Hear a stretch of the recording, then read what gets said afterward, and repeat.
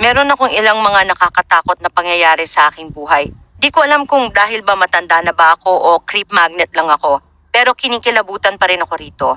Noong early 80s, 8 pa lang ako noon. Binisita namin ang aking tiyuhin na nakatira sa Backwoods, Missouri. Siya ay nakatira sa malawak na lupain at ang ibang mga tao ay nakatira sa paligid ay kamag-anak. Kaya walang basta-basta na lang nakakapunta doon. Ibig sabihin, walang naglalak ng kanilang mga pinto. Dahil bumibisita ang kung sino-sino mang kamag-anak sa mga bahay. Isang gabi habang nandun kami, nagpasya ang aking magulang.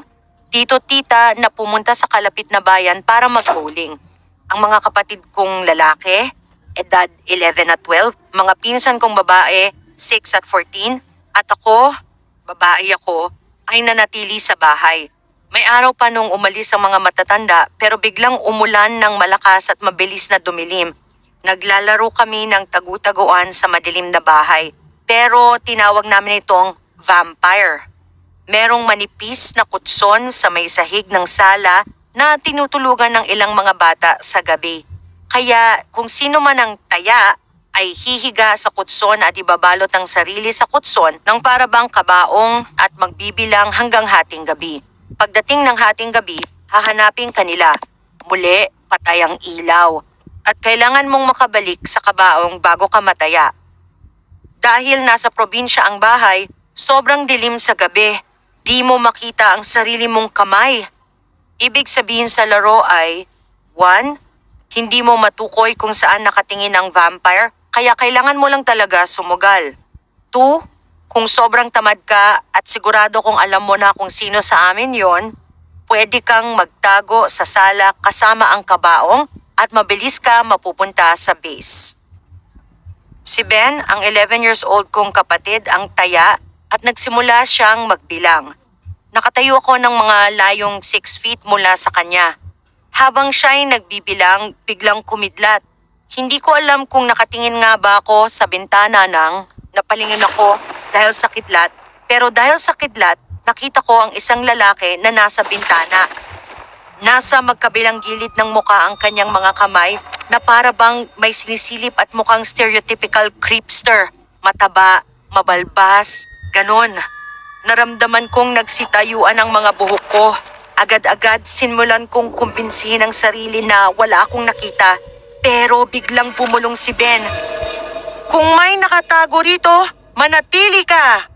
Nagsabi ako ng, nandito ko! Nang may isa pang kidlat na tumama. Natakot ako, nandun pa rin ang creepster.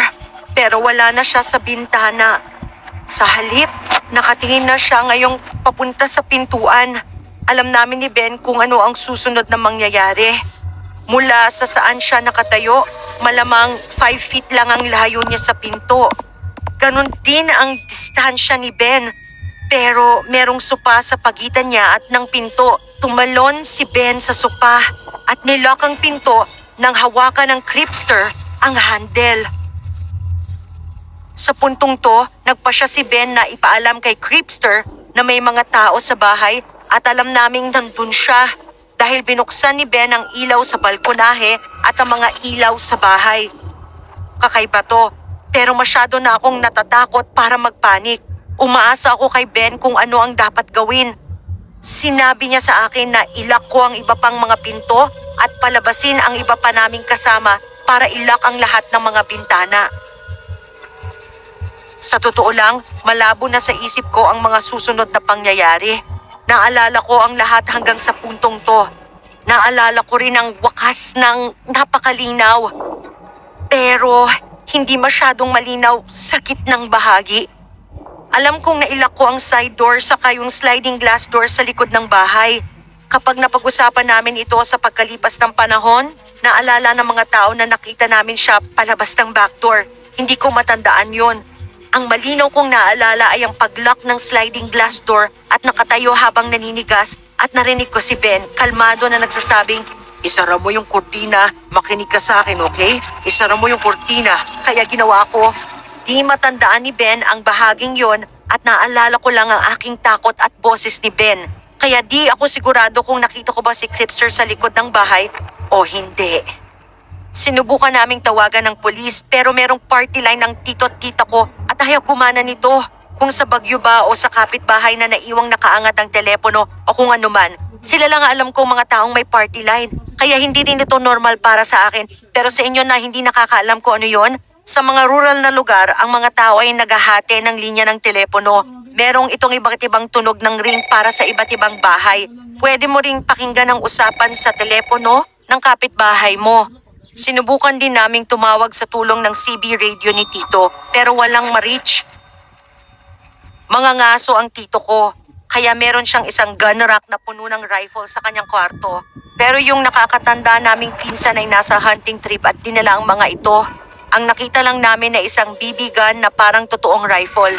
Malinaw kong naalala na inilagay ako ni Ben sa phone duty at si Scott o yung kuya ko ay sa CB duty. Habang nakabantay siya sa bintana ng front door, hawak ang BB gun. Siguro 30 minutes ang nakalipas nang sinabi ni Ben na bumalik siya. Papunta na siya sa driveway. Natigilan kaming lahat. Pero binuksan ni Ben ang pinto at lumabas sa balkonahe. Itinutok ang baril at sinabing, "Umalis ka dito, ngayon na!" Pagkatapos ay narinig namin ang aming pinsan na si Kyle na nagsabing, "Alam mong bibigan yan, di ba?" Kahit na 15 pa lang si Kyle noon, naalala kong parang ligtas na kami nang nagpakita siya. Parang nagdududa talaga si Kyle sa kwento namin. Akala niya pinaglalaroan namin siya. Kahit di namin alam na darating siya, pero nanatili siyang kasama kami hanggang sa makauwi ang mga magulang namin. Sa totoo lang, di ko matandaan kung sinabi ba namin sa magulang namin ang nangyari. Walang pulis na dumating, nagpatuloy lang kami sa bakasyon. Pero di na kami naglaro ng vampire ulit nang hindi nababanggit ang gabing yon. Edit, nakausap ko si Ben. Una, wala siyang account. Pero natutuwa siya na naisip na lahat ng maayos niyang nahandle yung sitwasyon. Pangalawa, sinabi niyang sobrang spot on ang kwento kung paano niya ito naalala. Pero nasa backdoor daw yung lalaki. Noong pinag-usapan namin to nung nakaraan, akala ko di niya na maalala yung parting yon, kaya medyo naguluhan ako.